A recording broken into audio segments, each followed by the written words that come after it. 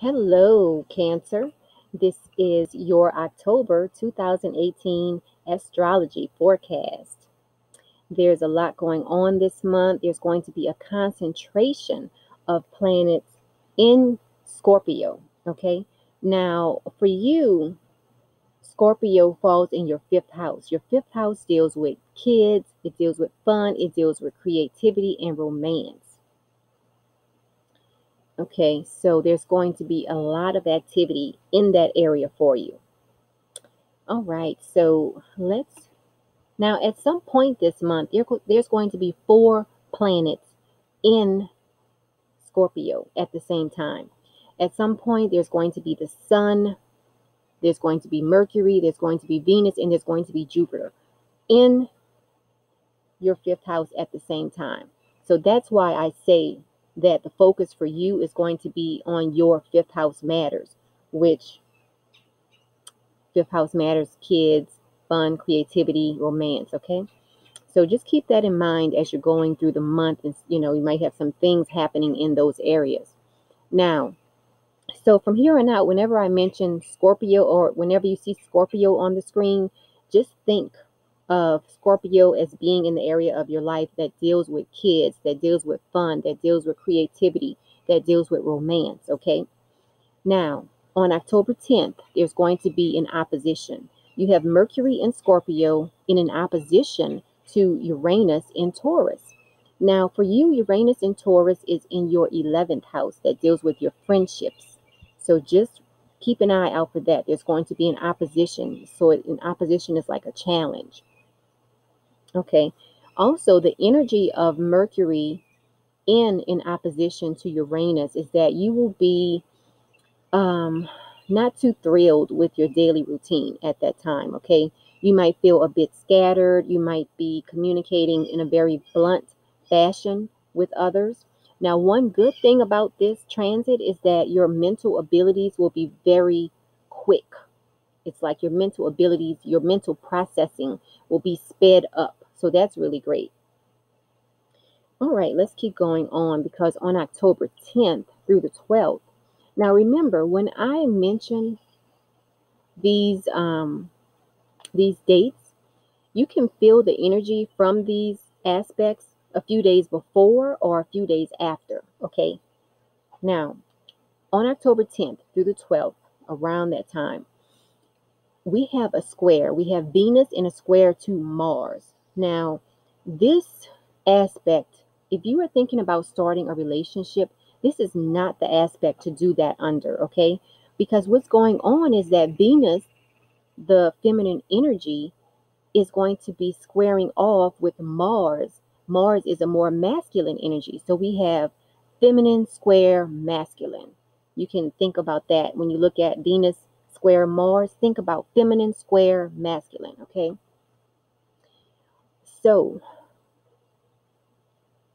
also, this aspect tends to cause tension in relationships. Now, for you, Mars in Aquarius is in your 8th house, which deals with your shared resources.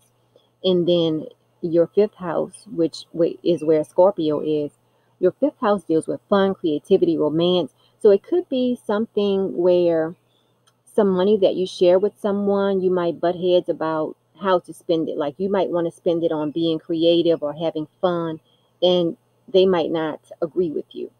It could be something like that that might happen around that time. Now, let's look at October 11th. On October 11th, we have another square. We have the sun in a square to Pluto. This is an aspect where no one will like authority, okay? No matter what sign you are, you will not like authority around this time. Now, for you, the sun in Libra is in your area of life that deals with your home and your family life. And then Pluto in Capricorn is in your area of life dealing with your partnerships. So this is the area where you're more likely to not want to have any type of authority over you in these areas at that time. But remember, everyone is going to feel this energy. Some people might feel it more than others. For you, Cancer, it's going to be in your area of life dealing with your family and your partnerships. So you will not want any type of authority over you in those areas around this time. Now, on October 15th, we have Mercury in a conjunction to Venus, okay? They're both in Scorpio. The energy of this is that it helps you to communicate feelings of love, okay? So it's going to be a great time. For a lot of you Cancers out there, this is a great time to plan for a romantic day or night on this time. Let's see, when is October 15th? Let's see, what day does it fall? Just pulling up my calendar, because this is going to be a great day for Cancers to be romantic. October 15th is a Monday. Wow. But remember, you can feel the energies of these aspects a few days before or a few days after. So around October 15th, try to plan something romantic, or try to plan something creative, something fun, around that time. Because, you have Mercury conjunct Venus, and the energy of that is that because Mercury is the communicator, Venus is the planet of love. Mercury is going to be helping you communicate feelings of love around that time, or it's going to help you appear more of a loving communicator around that time. So that's something to look forward to. Now, on October 19th, we have another square. We have Mercury squaring Mars, okay?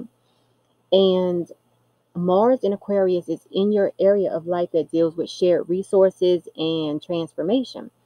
So the energy of Mercury squaring Mars is that you will find a lot of people might be very irritable around this time, and very confrontational. And this is also a time where you have to watch out for accidents, okay? So keep that in the back of your mind as you're going through the month. Now, also on October 19th, we have Mercury in a trine to Neptune. This is going to help you grasp, it's going to help everyone of all signs grasp abstract ideas. Now, Neptune in Pisces for you is in your area of life dealing with legal matters. So around this time, you might find yourself suddenly understanding some type of legal jargon or something like that. So just keep that in mind. This transit helps you to understand abstract ideas. It also helps everyone to be a little bit more interested in mystical topics. Let's look at October 23rd, because we have another opposition. We have the Sun in an opposition to Uranus. So an opposition means they're across from one another on the chart. So the Sun in Scorpio for you is in your 5th house that deals with fun, creativity, romance, kids. And then Uranus in Taurus is in the area of your life dealing with friends. So there might be some type of opposition around that time for you involving your friendships. Okay, so we have another conjunction. We have the Sun conjunct Venus on October 26th. This is a great aspect.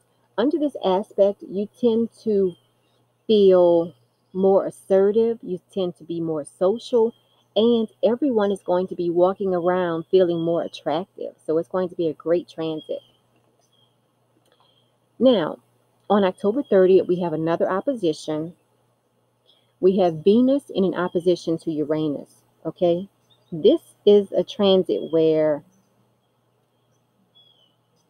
as far as your fun, creativity, romance is concerned, it's going to butt heads with your friendships. So just watch out for that. Now, what I also want to talk about is the fact that Venus is retrograde this month. Venus is going to be going retrograde this month. Now, when Venus is retrograde, it is not a good time for investing. It can cause sexual tension. A good thing is that it does increase your artistic expression. Now, this can be a good thing. It can also be a bad thing. It tends to bring back old lovers. They just come out of the woodwork, okay? Another good thing with this retrograde is that it helps you to love yourself more. It helps you to show yourself more self-love.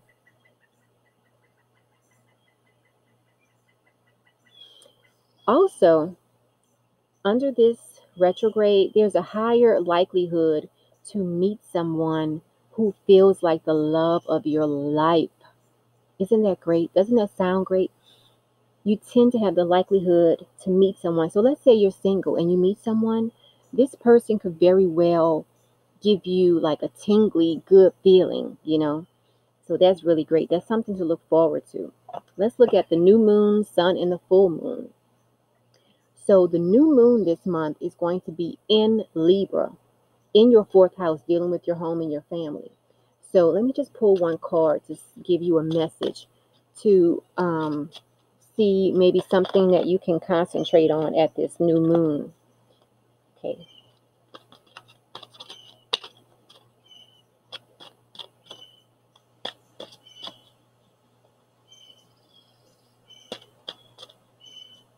It's so peaceful out here in nature. Just listen to the birds, watching the butterflies fly around and everything. It's so peaceful. Okay, let's see. Get back to the reading. This is your message. Family. Let's see. New moon in Libra. Isn't this? I am on point today. This is your message for the new moon. And I just told you the new moon in Libra is going to be in your area of life, dealing with your home and family life. I mean, how on point is that? Okay, so it says this situation is rooted in an emotional experience with a family member, which we can help you to understand and heal. In your mind and heart, surround this person, yourself, and the experience with calming blue light and many angels. Be open to the gifts within the situation and allow yourself to feel peace. So at this new moon, you need to concentrate on a new beginning with family. I apologize if this is blurry. Okay. Concentrate on family at this new moon, Cancer. Okay. Now, on October 23rd, the sun is going to be in Scorpio. So we can start telling all of our Scorpio friends happy birthday. Now, the full moon this month is going to be in Taurus on October 24th. For you, that's in your area of life dealing with your friendships. So if you have anything you need to release surrounding friendships, the full moon for you this month is a great time for you to release any hangups you have about friendships, anything that's not serving you as far as friendships. This is a great time to release it at this full moon. Okay, so also, a lot of you have been contacting me, asking me, do I teach astrology classes? I do have a class coming up in January. I'm teaching a few classes next year. Okay, so just visit my website, metaphysicalmoonlighters.com. Click on the astrology classes link, and you can register for the class there. Also, the only requirement for this class is that you have an ephemeris, because we are not going to be using the internet too much in this class. Okay, I mean, what happens is that, let's say the internet goes down, a lot of people won't even know how to cast a chart. Okay, my method, the way that I teach you to know how to read an ephemeris.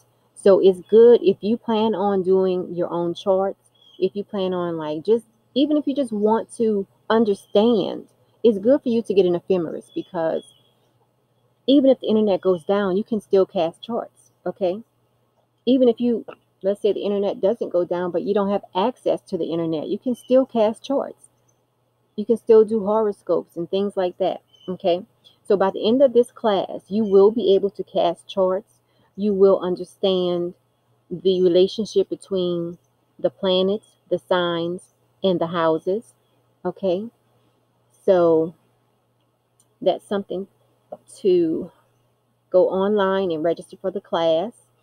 Now, if you have liked this video, press the like button. Don't forget to share it with your family and your friends. And don't forget to subscribe to the channel. And until next month, Cancer, enjoy your month.